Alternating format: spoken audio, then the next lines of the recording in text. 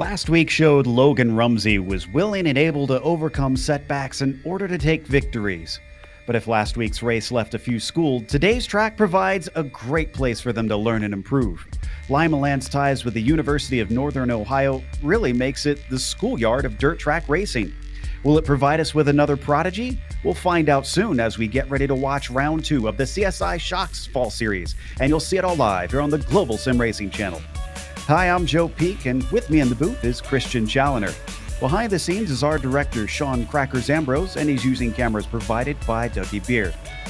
This part of the Midwest houses plenty of dirt tracks. Ohio and Indiana have a long history of bringing up legends through the short track ranks into open wheelers and stock cars.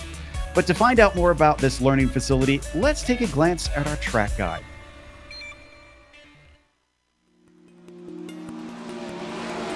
Welcome to Limaland. This unique 3/10 of a mile oval nestled in Alida, Ohio provides a unique challenge to the competitors.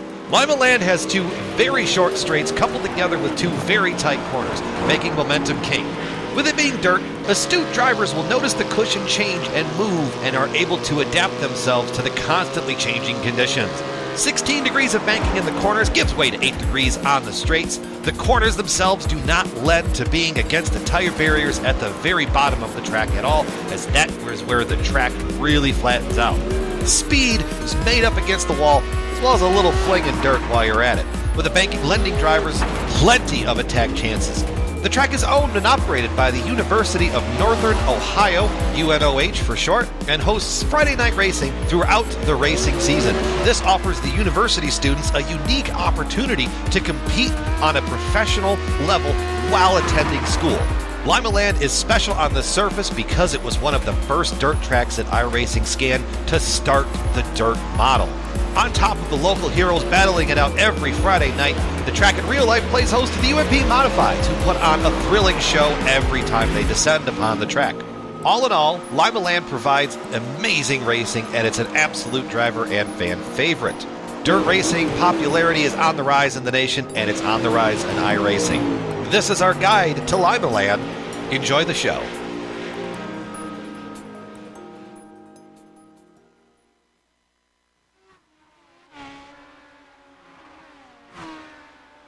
Really do love the detail that iRacing has been putting into their tracks these past couple years. You got to look at some of that there, but of course, let's take a closer look at the stats of this track now that we've talked a little bit about its background. Christian, what are the drivers up against? Well, it's the quarter-mile track with 16 degrees of banking, and we were talking a little bit before we came on air about how it's pretty flat right down at the bottom. You got those white tires sticking out of the ground. They'll really punish you if you get down but next to them as well. And yeah, it's really tricky. I expect we'll see a lot of guys running right up on the wall to start with, but as that goes away, they'll probably migrate lower down the track, and we should see some good action. Certainly looking forward to it. Right now, we are in warm-up as the drivers continue to get some practice in on the track itself.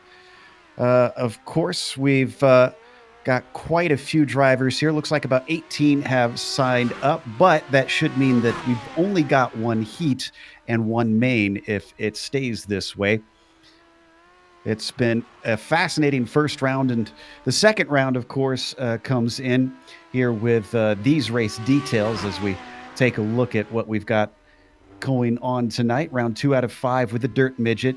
The setups on these cars are fixed. So with these being a lot of younger drivers, this being the 14 and under series, of course, they don't want them to have to try and figure that all out and just get out there and race. Normally the top 12 qualifiers would advance to the A main, and then the 2 heats would advance the top 3 in each of those heats to the A main. But as I said, if things stay as they are and we get no more drivers here in the warm-up, everybody will go through after a single heat. Now, what's interesting is you talked about the bottom line, the low line. We've been watching practice here, Christian. It seemed like at the start, a lot of drivers were trying to drive it down low, and now they've migrated up, but they haven't worn out that high line out yet here in practice.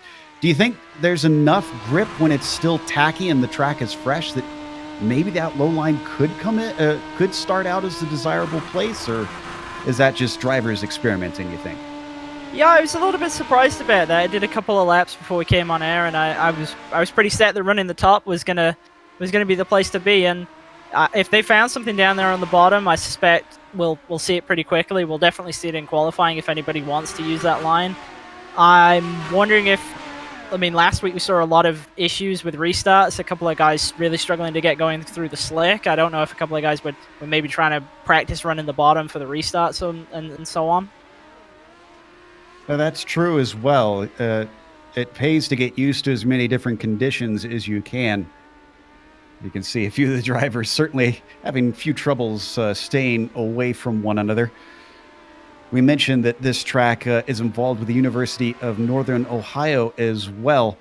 Of course, these are all drivers. They're a little bit too young, but I can't imagine too many of them couldn't be too far away from thinking about maybe someday if they want to delve into real-world racing at the highest level on dirt tracks, that this could be a track that they visit someday.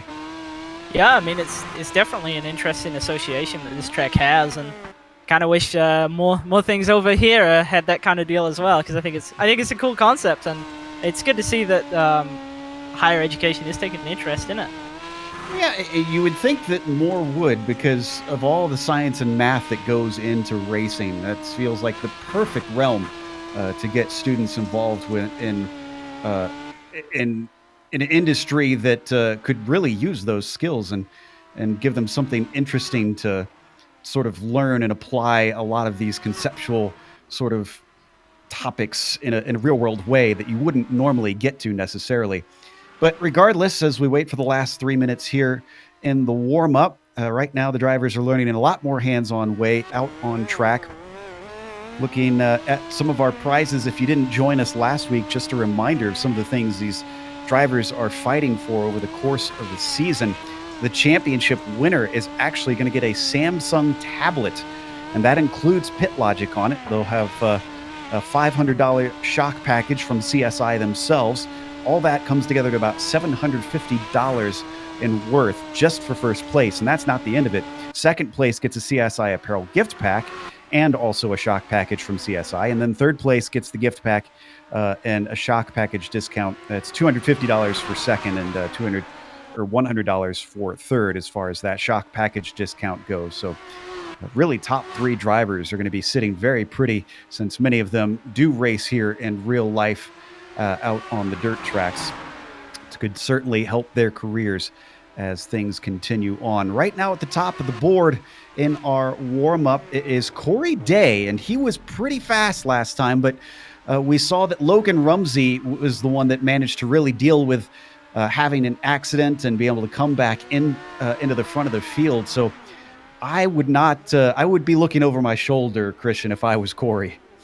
Yeah, and I mean, Logan, he did a great job of making it happen on those restarts towards the end of the race, but Corey was involved in a couple of things, but he was one of the few drivers who really got the top line working, I noticed last week. So I think maybe this track might suit him better, and maybe we'll see him as one of, if not the fastest guy out there, especially if the top is the preferred line. Have to watch out for him as things continue on. Bryce Lucius also looking pretty good here in the warm-up. He sits third currently on the timing sheets. They will have qualifying, and they'll get 3 lone laps out by themselves out on the track before they head off for the heat. Top 12 are locked into the feature. However, they will reverse the grid, from what I understand, for the feature. So if you do qualify in the pole, it actually puts you at something of a disadvantage, as you're going to be starting well in the back, which again can play to Logan Rumsey's strengths from what we've seen so far. Final minutes now ticking down, and if you've been watching the track, you can already see the evolution of it continuing on. Let's explain a little bit for our viewers as well, Christian. We keep talking about the high line and everything, but dirt racing is such a unique beast compared to pavement racing. For those who aren't used to the dirt side, explain what we talk about when we say track evolution. Yeah, well, I mean, when we're talking about normal paved surfaces, we see all the guys move around a little bit with, say, one line gets hotter than the other and it gets rubbed in a bit more and whatnot. And dirt is kind of like the extreme example of that. So when we say, like, oh, the line's gone away, it really is a case of there's practically no grip down there, and you even moving half a lane off will net you a significant time and even a handling benefit to doing so. And that's why you'll tend to see tracks start out fairly one line, but then on dirt they will widen out very quickly. And usually you'll see the best guys are the ones who pick up on where the kind of fresh lines are still remaining, and you'll see them do things that look completely crazy, like they'll come all the way from the back to the lead, and just things like that, because they're spotting it earlier than others. And you can see it a little bit on the cameras and whatnot. You can see lighter and darker patches around the track, and you'll be able to pick up on how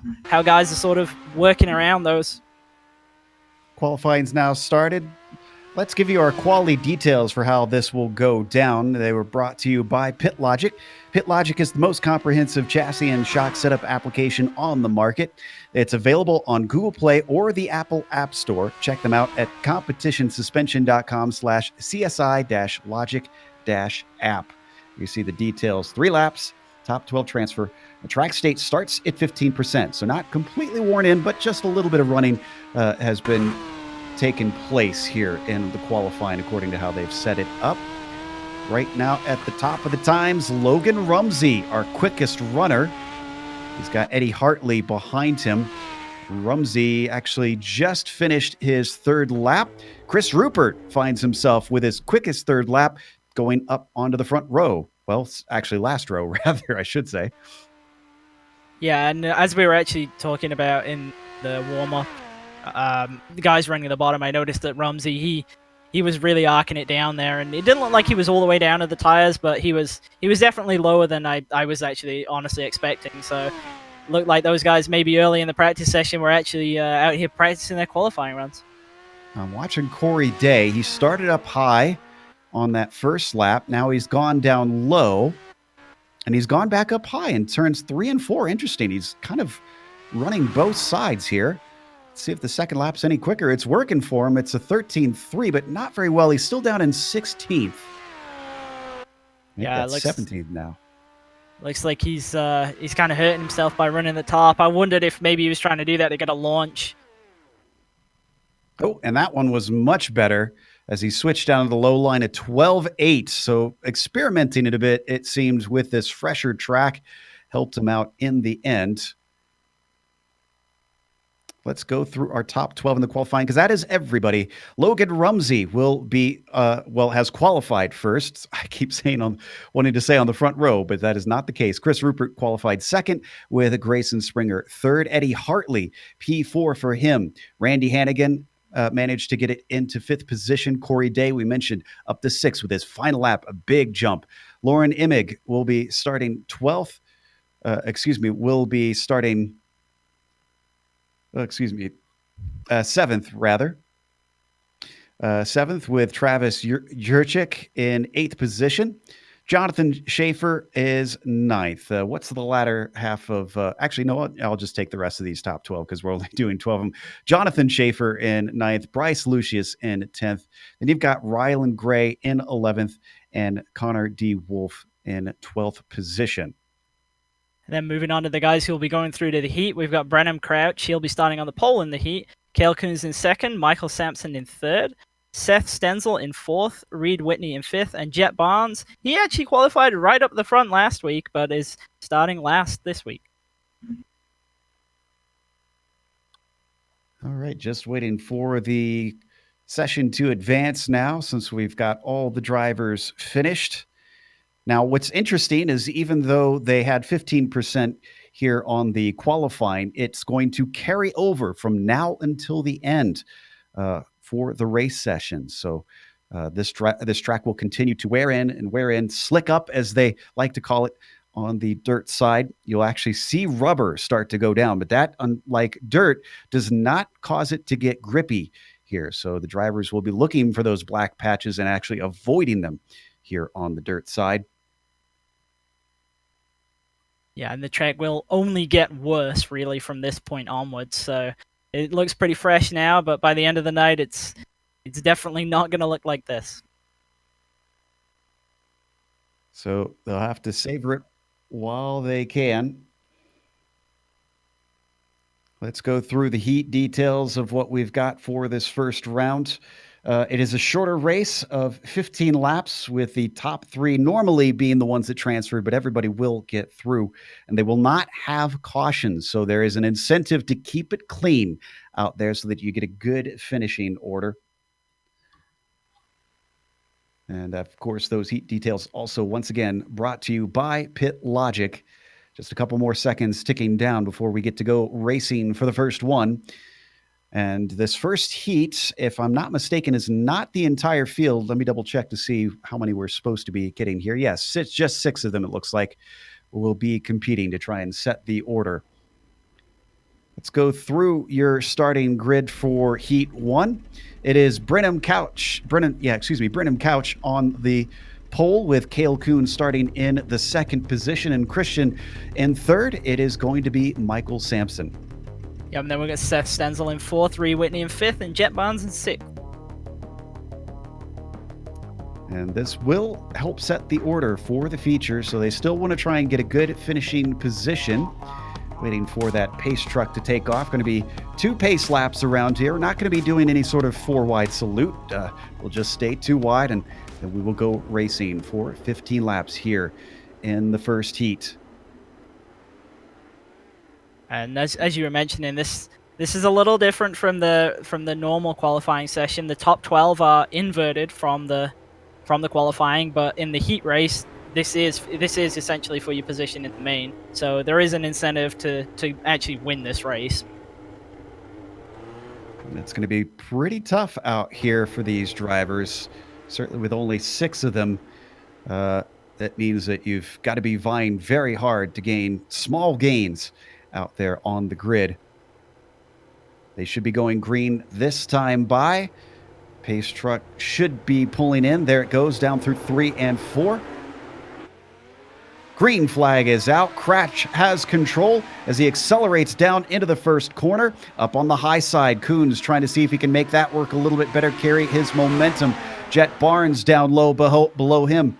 Try to see if he can get in second. Slides up, makes a little bit of contact. Both of them get away with it, but when he got a car back there with horrible internet connection. Yeah, and I think that's really causing a couple of guys trouble here. You don't want to be caught out by that, and we see somebody right up by the wall there at the back of the pack. I think that was Sampson, who is our driver with those internet problems. Crouch is still your leader.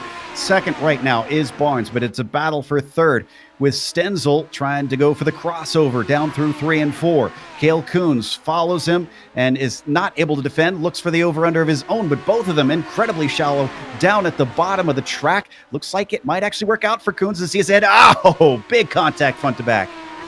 Yeah, and it looked like that was just a kind of an attempt to slide up right in front of him there, and I mean, he was clear, and that's dirt racing right there, really. The slider is just part of the deal. Crouch starting to be caught a little bit by Jet Barnes. He's reeling him in currently. Let's watch on board the number 55. So he continues to try and chase him down. In fact, the gap keeps getting smaller and smaller, as it looks like Reed Whitney had an issue. He's in the pits for some reason. Not entirely sure. We'll get back to that a little bit later. Barnes looking down to the inside, tries to go for the slide job, but doesn't quite have the space there. Almost gets into the side of Crouch, but Crouch obviously under pressure. Yeah, we see Barnes is all the way down by those white tires, and he's doing a great job of, well, keeping his car off of Crouch and also off of those tires. And it looks like at the moment the track just isn't quite slick enough for what he's doing to get him. Oh, Crouch has made a mistake though. He did, and that hands it over to Jet Barnes, who is now your new leader. Crouch falls back by a big margin with only 6 laps left to go now.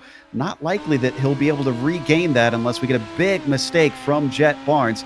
They're at least decently ahead of Coons, who currently holds down the 3rd spot. He's being trailed by Stenzel, and you've got a big gap back to Sampson. And I don't believe Whitney is in the race any longer, as he's still sitting in the pits. Yeah, we see Crouch made an attempt to run right at the top there, and then immediately changed his mind as soon as he got to 3 and 4. And I hate to say it, but he did a great job of demonstrating to everybody how dangerous those white tires are down at the bottom of the track there when he lost the lead. Certainly clipped him really good. Jet Barnes now down to 3 laps to go and running away with things. He has got a handle on this track. Getting a little bit more dry, as you can see the line forming down at the bottom.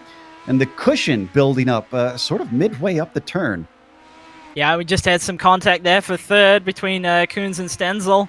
They were having a pretty good battle and just got together a little bit in 3 and 4, and both of them still going, but pretty heavy contact. Stenzel got the tire, and he's actually doing a couple wheelies out there. He manages to collect it as we come back to Barnes because we're on the final lap, and now the checkered flag is out. Victory for the number 55 here today for the first heat of the day. Crouch going to be second. Koons takes third. Stenzel fourth. And Michael Sampson finishes fifth, with Reed Whitney getting out for at least a lap, but abandoning and finishing in sixth position.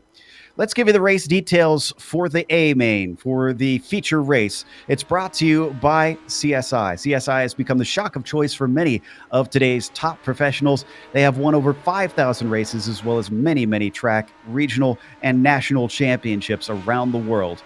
You can find them at competitionsuspension.com. This one is going to be 40 laps, again, fixed setup. And this time they do have caution flags. We saw that play a part in last round's race. So watch out for that. They'll get a little bit of a warm up for about 5 minutes here to try and get used to the new track conditions, mostly for Christian, for the drivers that were not part of the heat race. Yeah, and this is where actually, well, not to say that qualifying through and starting higher is a disadvantage, but the guys who ran the heat will have more recent track knowledge. As we saw, there was a state change between the initial practice session to this one, and you can actually see a lot more clearly now what I was talking about before the heat race, where we've got different lines developing. You can see in the middle of both turns there's a lot of fresh still, but the bottom line and the top line, they've really kind of cleaned it off. Yeah, it's interesting to look at that as well. You can see that there's nobody really running kind of in the middle. Is that ever? Have you found that that's sometimes a viable way around a track like this, or is it always you got to be one extreme or the other?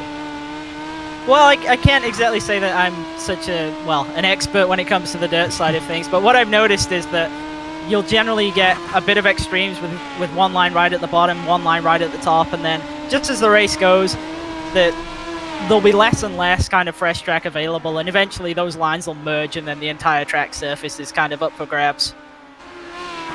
We'll watch for that. You can see in the warm-up right now, Bryce Lucius just set the fastest lap. Corey Day, once again, has got his sea legs. He's up to second here in the warm-up. I am noticing a lot of drivers taking those midgets all the way down to the bottom. A lot of the tires have been clipped as Corey gives a little bit of a bump there to, I think that was Seth Stenzel. Yeah, I think the tires are definitely the most dangerous thing out on this track. They'll really send you for a ride if you clip them wrong, and we saw a little bit in the heat the impact they can have, and they're definitely critical if you're the leader and you're trying to gain time by running the bottom. Now, with all this bumping and banging that we've been seeing between a few drivers, something we haven't mentioned, they have a 17 incident limit here in the 40 lap feature, Christian, and I'm kind of worried if the drivers stay that aggressive, if we might see a few disappearances. Yeah, it is possible, although with dirt and kind of 2x contacts instead of 4x contacts, there is less of a chance of us seeing anybody get disqualified, so to speak. But it's definitely something you still have to keep in mind. You can't be completely crazy out there. You will eventually get the black flag if it happens too often. That's a good point. I forgot about that. They have the lesser 2Xs here on the dirt side of racing. Just about a minute and a half now left to go before we get the green for our feature race of today. This one going to be slightly different conditions as well, because we've also got the sun beating down. Currently, it's actually pretty decent here in Ohio, as it's only 86 degrees Fahrenheit on the track surface with about 79, 80 degree Fahrenheit air temperature. Of course, that affects the moisture in the dirt here on iRacing, just like it would in real life, because the more the sun bears down on it, the quicker it's going to dry out. And of course, that makes it a little bit more slippery out there. Yeah, and we were talking a little bit about Corey Day earlier, and something I noticed is that he didn't set down quite as good a qualifying time as I was really expecting from him, but it looks like it's actually worked out in his favor, because if our scoring is correct, he's going to invert to the pole. Oh, that's a fair point. If he did, that can't have been intentional, because to get specifically 6th that would be quite a feat. I don't know how you would manage that. Yeah, I think with how close everybody was, I think that's definitely fortuitous rather than planning. Yeah, it is a quarter-mile track, shorter even than what we had last week. So the laps are so incredibly quick. It is down to 100ths and thousandths of a second between the drivers. Checkered flag finally comes out. So we're going to get our starting grid here in just a moment. So we wait for that to populate. Let's go through our starting order. Up at the top, it is going to be Corey Day on the pole. You were right there, Christian. Randy Hannigan will be starting in second, with Eddie Hartley in the third spot. Grayson Springer will be starting in P4. Then it's Chris Rupert in the 5th position. Logan Rumsey starts in 6th, with Lauren Emig in the 7th spot. Travis Juracek starts 8th. Jonathan Schaefer 9th, and Bryce Lucius rounds out your top 10. And in 11th, we have Rylan Gray and Connor D. Wolf. He was the last of the guys qualifying to make it through. And then we had Jet Barnes. He won the heat. He's starting 13th. Brennan Crouch in 14th. Kale Coons and Seth Stenzel. We saw they had a great battle at the end of the heat. They'll be starting 15th and 16th. Michael Sampson is starting 17th. And Reed Whitney, if his internet is working correctly now, he will be starting 18th. Trying to see if he is still in the session. Yeah, it looks like he hasn't left the session. Oh, boy, that is a weird version of Commentator's Curse. It is, his connection just went out, and we got the text as soon as I spoke those words here in iRacing. So apologies to Reed Whitney for bringing that curse upon you in a unique way. Right now, just taking off behind the pace truck. Now, is it worth trying to kind of head around the track during these pace laps? Can you garner any information trying to kind of feel the grip out in these pace laps, or is there not enough speed to really do that? No, there's not really enough speed. The one thing that you can do is you can practice your restart pull a little bit, and we see a couple of guys doing that, especially on the top side. You do only get one go at it, though, so I guess you got to kind of make it count. Looks like Corey Day giving a little bit of a run there down at the bottom, trying to see how it feels now that it's slipped up a little bit from the warm-up. Getting ready to go green for the feature here for round 2 at Limaland Speedway. Green flag is out. Corey Day gets the shot off the corner, already well ahead of the battle for second place. Hannigan losing out a little bit to Hartley, who gets the slide down at the bottom. Behind them in 4th place, Chris Rupert already taking a look in as well. So far, so good at the first lap. Yeah, everybody did a great job. Oh, we do have a yellow. Doing again. It's Crouch. Oh, no. And after Crouch was looking good in the feature, or the heat rather. Let's see if we got the replay. I think he got a touch on the very start of the race. It had 2 touches actually. Second part of the incident was with Cale Coons down in turn 1. They're going to come together. You see it's 3 wide for a moment. They just looked like they tangled, Christian, and couldn't get out of each other. Yeah, it looked like just kind of locked wheels, and then that was it from that point. They drove both of them straight up into the fence. Good news for Reed Whitney fans. He did manage to get back in. Unfortunately, he's already 2 laps down with a late start. But he's in 17th. And Corey Day is your leader. We should have relatively quick cautions here, especially with this being a quarter mile. In fact, looks like they are already double file. Eddie Hartley going to be starting on the outside of Corey Day this time. We restart on lap 6 of the field. There's the pace truck. Corey Day on the loud pedal. Ooh, this one not as big of a jump as he had last time. In fact, all the way down to the inside. It's Randy Hannigan trying to pull the slide job, but he goes a little too far outside. They touch slightly. Coming through 3 and 4, Hannigan taking the high side, trying to carry his momentum as he's challenged for second by Hartley down low. Yeah, and a great job by Corey to get back to the lead there. It looked like he was really vulnerable. He kind of went through the slick a little bit on his initial pull, and when he got to 1, they were all around him. He's still continuing to hold off Hartley, who is in second place. Rumsey is now up to third. Rumsey once again making his climb. Hannigan trying to hold him back and stay on that podium as they race side by side down into one once again. Closing a little bit on Rumsey. Hannigan almost by as we got a caution. Looks like, I believe that was Chris Rupert, who I saw facing backwards for a moment. Oh, no. Michael Sampson also somehow gets it on his lid after the incident is over. Yeah, it looked like the initial contact was definitely with Rupert. There was a bit of a 4 wide in 1, and it looked like it got itself sorted out, but then there was still more contact going down into 3.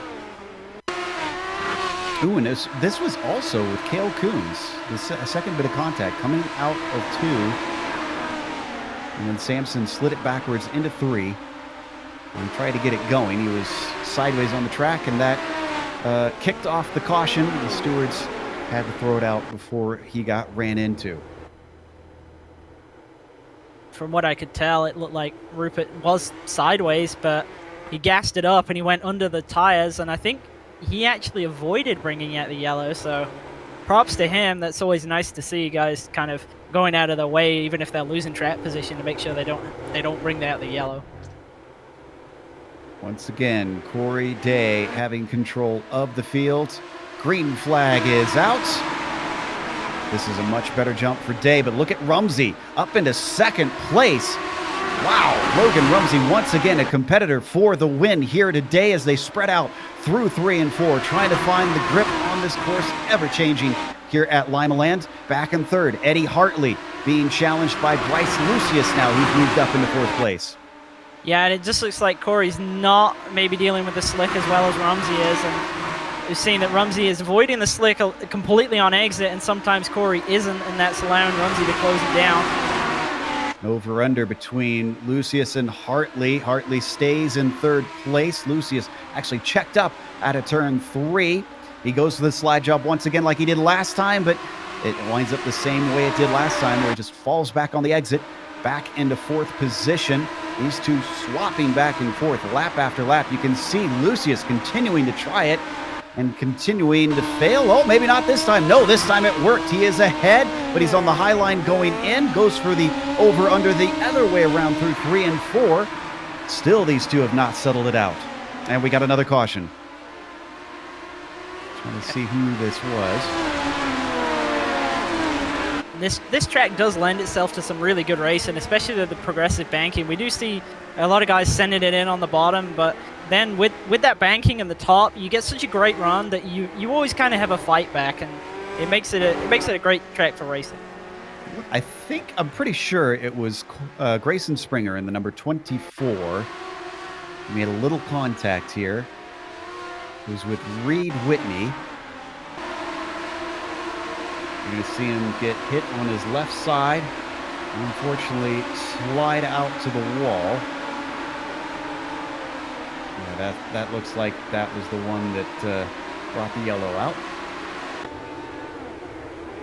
Your order still is Corey Day, the leader. Logan Rumsey still giving him a run for his money. Bryce Lucius now into 3rd as he has gotten by Eddie Hartley. Those two certainly were fighting incredibly hard. Hannigan seems to be struggling as the track continues to get slipperier as he's fallen down to 5th now, and before he was up to 2nd. So restart on its way. Corey Day down in the slick stuff a little bit on that restart, getting awful close to the tires, but still manages it well. Rumsey looking for something off the corner, hasn't quite got the grip. Lucius down behind him as they battle for 4th place. That tips Eddie Hartley into the field as more cars get into each other. We got a car tumbling, but no caution yet. That was Travis Jurczyk, who fell down to 15th from those problems. Yeah, it looked like he went for a wild ride, but he actually managed to keep it straight and has managed to keep going as well. So no yellow, which is great to see. And we see a lot of guys kind of starting to fan out a little bit more at this point. We see 3 and 4 wide in the mid-pack. And Rumsey is going from attack to defense because Lucius had a look at 2nd place. Hannigan has managed to get by Hartley, and we got another caution. Jurczyk involved, it looks like, as well as Connor Wolf. Nope, Juracek was not involved. Wolf was, though.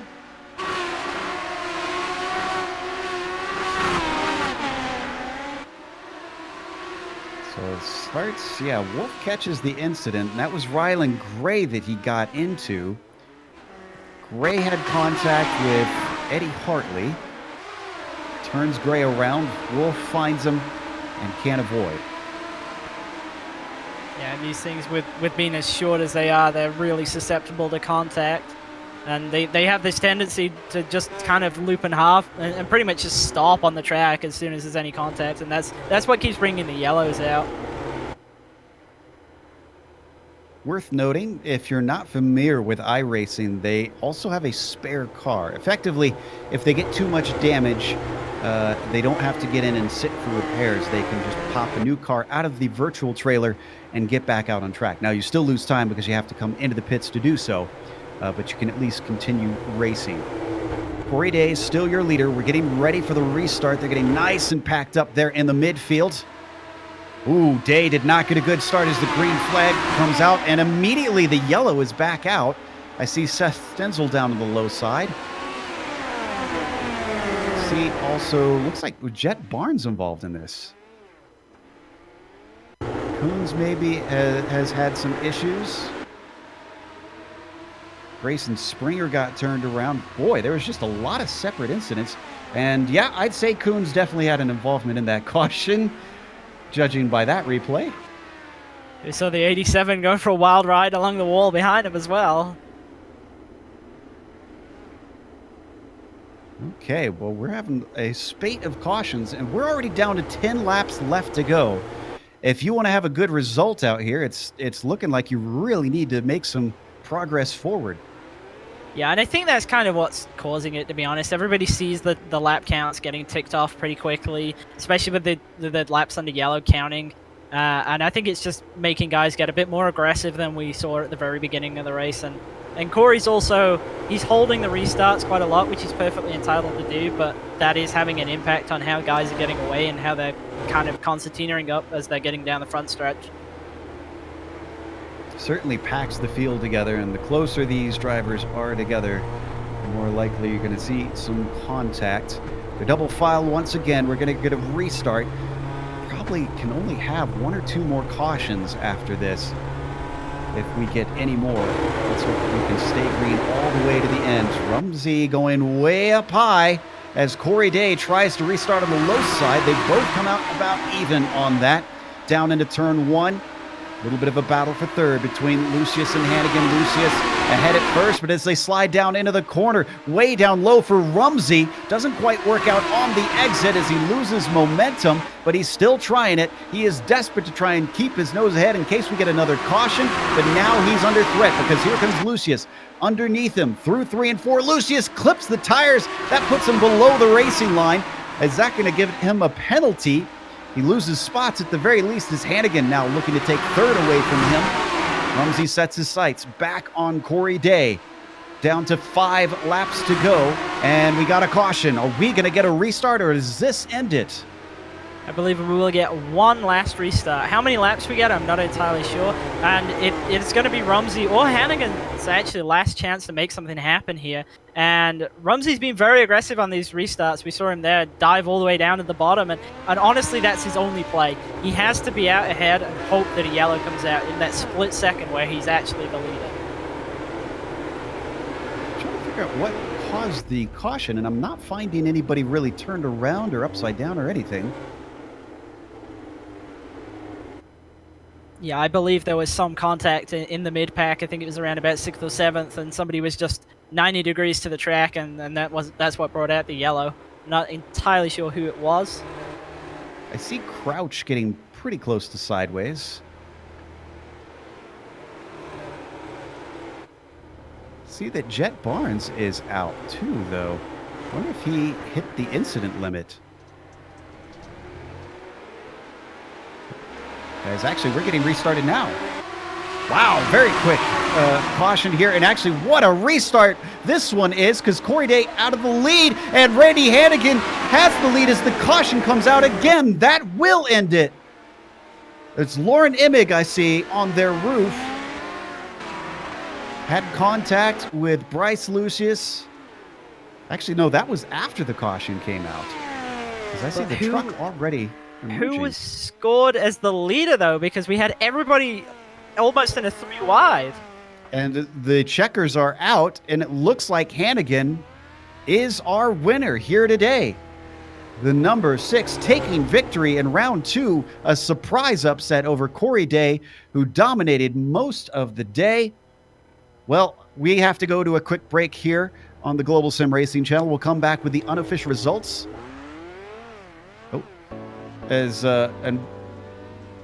Sorry, I was getting some instructions in my ear there from the stewards.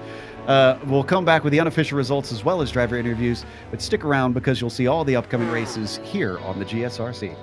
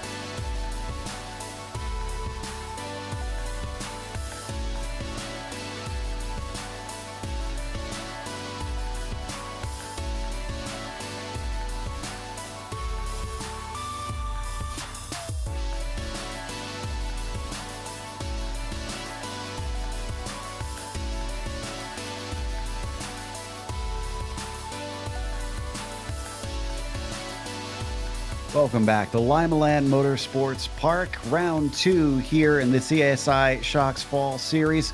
Randy Hannigan took the feature win, but only by being in the lead for A few seconds before the caution came out, not even seconds, I would say, Corey Day, who had the lead for much of this feature race, was just sniped to what would have been, I guess, effectively the line and finished second in the end. Logan Rumsey still scores valuable points, having started in sixth, finishes on the podium in third, with Bryce Lucius winding up in fourth position. Then you've got Rylan Gray finishing in fifth, with Jonathan Schaefer in the sixth spot. How about Seth Stenzel from 16th to 7th? That's not a mean feat there. Connor D. Wolf finishes in the eighth spot, Chris Rupert in ninth. And the top 10 is rounded out by Eddie Hartley. Then in 11th, we had Grayson Springer. And then the first guy off the lead lap was Travis Urich in 12th. And then Lauren Emick in 13th. Reed Whitney, with his connection issues, actually managed to come back to 14th. He was 2 laps down, but a good job by him. And thank you for staying in the race. Jet Barnes, we saw him win the heat, but he didn't manage to do much in the feature. He was involved in a wreck pretty early on. Came home 15th, 4 laps down. Cale Coons was 16th, Brennan Crouch 17th, and Michael Simpson in 18th. We've got our 5th place finisher, Rylan Gray, coming to join us. Rylan, congratulations on a top 5. You started in 11th. It looked like being in the mid-pack certainly was chaotic, to put it mildly. What was it like for you from the driver's perspective? Yeah, it was definitely a struggle. It was hard to get up there, but there were a few small wrecks that I was lucky enough to dodge in like the last race, but that's just racing. And yeah, I'm glad with my spot. Coming at the end there, the cautions were happening very quickly. We saw, I don't know if you saw the ending, but Hannigan barely managed to get into the lead right at the restart. Were you kind of employing similar tactics where you went aggressive to try and get spots in case you have an immediate caution, or were you trying to play it a little safe? At the beginning, yeah, I was playing it safe, but at the end, when I started climbing the field and getting up to like 8th or 7th, I knew that I could probably get a good spot if I play a little bit more aggressive, so that's what happened. Certainly seemed to work out, having managed to get into 5th. I see that you hail from Club Indiana. Obviously, there's a lot of dirt tracks from around that area, bringing in a lot of famous names over the years up into Indy Car racing and things such as that. Do you get to your local short track much? Yeah, I actually used to run pavement quarter midgets. I used to run in mini Indy, Kokomo, that stuff. Next year, though, I will start running the dirt short tracks and be running TQ midgets. Oh, that's fantastic. Looking forward to seeing you there in those. Christian, I believe you had some questions as well about the track conditions. Yeah, we spoke a lot about the track and kind of what we could see on the broadcast in terms of what lines looked like they were slick and so on. And it looked like on the restarts, Corey was kind of struggling to get away a little bit at the end with the slick on the bottom. How was that for you? Where did you find was kind of the best on the track? Definitely. I mean, the slick could help while turning low, saying you're trying to pull a slider. That slick does help a little, but in general, I just ran in the middle, and it worked pretty well for me. So, all right. Well, you made up 6 spots, so definitely looked like you were making it happen out there. And you got any kind of plans to return next week? And what are your kind of goals? for Charlotte, I'm just gonna probably practice a lot and get a bunch of guys from the CSI League and just start racing them and practicing for the race. All right, man. Well, we wish you all the best for next week. And just before we let you go, is there anybody that you'd like to give a shout out, a thank you to? Let's give a shout out to my family, Trent and Darland. But yeah, that's really it. Thank you guys for having me on here. No problem, man. Thank you for coming and chatting with us, and good luck next week. Thank you. That was Rylan Gray in the 06, finishing 5th today. Not a bad showing. But we have to thank some people ourselves, both the sponsors, CSI Shocks, of course. If you want to check them out, you can find them at competitionsuspension.com. Link is in the description below. Also, PitLogic. They can be found at competitionsuspension.com/CSI-logic-app. Big thank you to them for sponsoring parts of this series as well. Thanks to the companies that provide the software and the hardware for our broadcasts. You can see them listed here on your screen. Additional thanks go to June Limaland, who provides our wonderful music. See the screen for how to get a hold of more of her great work. Thanks to the team today, Sean, Christian, and Dougie. If you'd like to find out more about GSRC, including upcoming races and a link to our merchandise store, you can find it at globalsimracingchannel.com. You can also check us out on social media. Our Twitter is at GSR Channel, Facebook, Global Sim Racing Channel, and Instagram, GSRC_Gram. Don't forget to subscribe here to GSRC. If you scroll below this video on YouTube, you'll see a big red button that says subscribe. Click that, and you won't miss a moment. Next race, we're going over to the dirt track at Charlotte. That'll be December 3rd and 4th for both the 15 and over and the 14 and under series, Tuesday and Wednesday, respectively.